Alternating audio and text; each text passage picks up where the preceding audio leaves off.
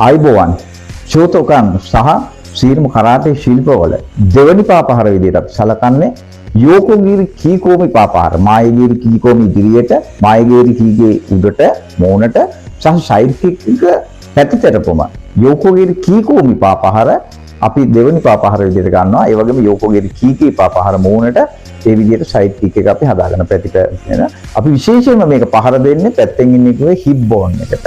එහෙම නැත්නම් රිබ්ස් වලට. ඒකට තමයි මේ පාර දෙන්නේ පැත්තෙන් ඉන්න කෙනෙකුගේ ඒ ප්‍රදේශයන් වලට තමයි පහර දෙන්නේ. අපි බලමු මේක පුහුණු වෙන ආකාරය.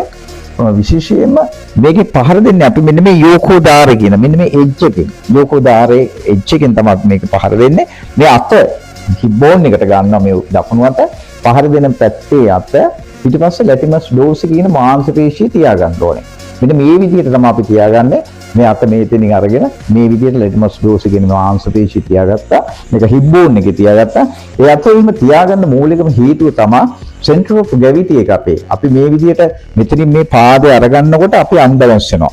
ඊට පස්සේ අපි හිප් එක මේ ඉනෙන් අපි මේ පාපහර මේ එජ් එකට ශක්තිය දෙන්න ඕනේ. පැත්තේ ඉන්න එක්කෙනා විස් වෙලා යන්න, එහෙම නැත්නම් ඩැමේජ් වෙන්න, එහෙම නැත්නම් මොනවා හරි ද්‍රව්‍යයක් හදන්න මේ හිප් එකෙන් තමයි අපි මෙයා ශක්තිය ගන්න. එතකොට මේ ශක්තිය ගන්නකොට අපේ ග්‍රැවිටි එක වෙනස් වෙනවා. ඒක හදාගන්න තමයි මේ අත මේ විදිහට අපි තියාගන්නේ. ඊට පස්සේ අපි බලමු මේ යෝකෝදාරේ එජ් එක හදාගෙන මේ ධනිස්ස ගාවට සමාන්තරව මෙයා ගේන්න ඕනේ. ධනිස්ස ගාවට එනල් මෙයා ධනිස්ස අලෝගෙන ඉන්නේ නෑ. බැලන්ස් එකට ඉන්න ඕනේ.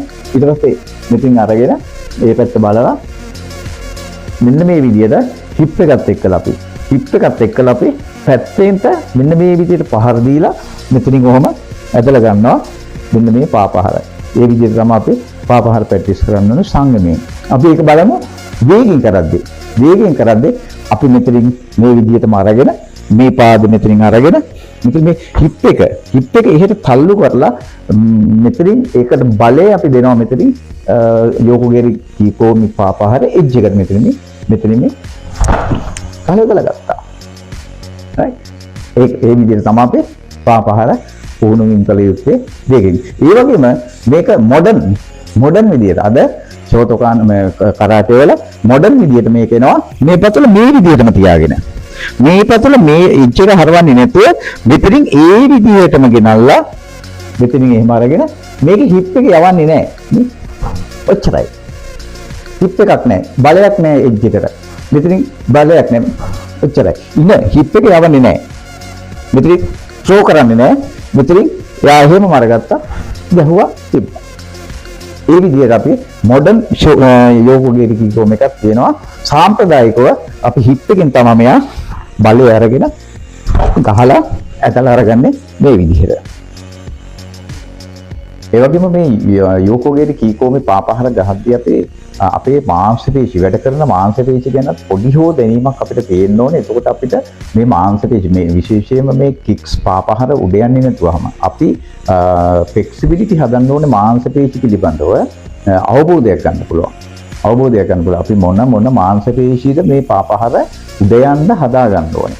දැන් අපි මෙතනින් අරගෙන සයිඩ් කික්ස් මෙතනින් මේ විදිහට හදලා මේ හිප් එකත් එක්ක මම ගහන්නේ මෙතනින් ගහලා ඇතලා ගන්නවා. එතකොට මේ කික් එක උඩට යන්න අපි මොන මාංශ පේශිද අදින්න ඕනේ කියලා අපි පොඩ්ඩක් දැනගන්න ඕනේ. ඒ වගේම මොන මාංශ පේශි මේ සඳහා වෙහෙසෙනවද කියලා එහෙම නැත්නම් ක්‍රියාත්මක වෙනවද කියලා අපි දැනගන්න ඕනේ.